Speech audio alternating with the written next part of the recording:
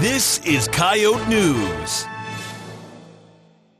Yesterday, the Union of African American Students hosted Beyond the Color, a discussion about a person's identity means beyond their appearance.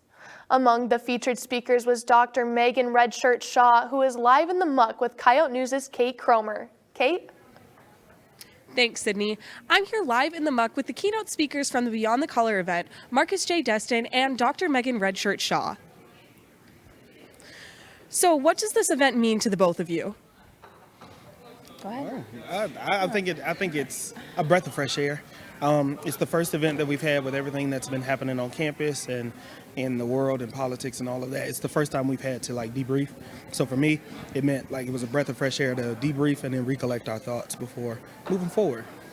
I think it gives students, faculty, and staff a space just to visit a little bit about what identity means to them, thinking about their space on USD's campus, and then within the broader context of the Vermilion community. We had really good conversations, rich conversations about who we are, how we operate, how we see each other and perceive each other in the world, and I'm excited that they created that space for us to be able to have those conversations. What does it mean for students to be able to explore their identities beyond the color? It means not being so caught up in just what's on the outside, because when you think beyond, it does not mean you're ignoring it. It means you're taking account for what's on the outside and on what's on the inside. When it comes to experiences and life and things that you've been through, it's looking beyond that and taking somebody holistically and not just a part of it. I think a lot of times, when we're together, we just see the tip of the iceberg in terms of who people are, what their identities are, and this was really a moment for us to talk about our lived experiences, celebrate cultural identity, and also, have conversations around the experiences that we've had that have been framed by how people perceive us in the world. So, again, just really grateful that they created that time and space. I felt so energized after it, exhausted, happy, and I'm just really grateful that they gave us that space. Why is it important to have a space where we can foster these conversations for students? Because who are we if we only look at things at the surface level?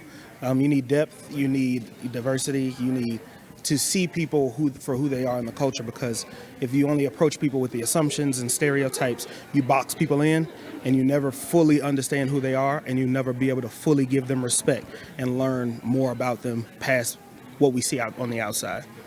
I think, too, just what Marcus shared about it being a breath, just being able to take a moment, separate yourself from all of the responsibilities of academics, social life, and just really be able to talk about things that you've experienced. And really, ultimately, I think so much of the sort of messaging that we had last night was to learn how to listen to each other. I think we've lost a lot of opportunities for people to just really, really listen and honor people's experiences. And that's something that we felt like was critically important with the event last night. We're really grateful to Union and to all of the organizers. It was a gorgeous event, and we really look forward to it continuing into the future. Thank you both so much for being here. Thank you. Live in the muck for Coyote News, I'm Kate Cromer. Thanks, Kate. African Student Association is hosting an African Night this Sunday.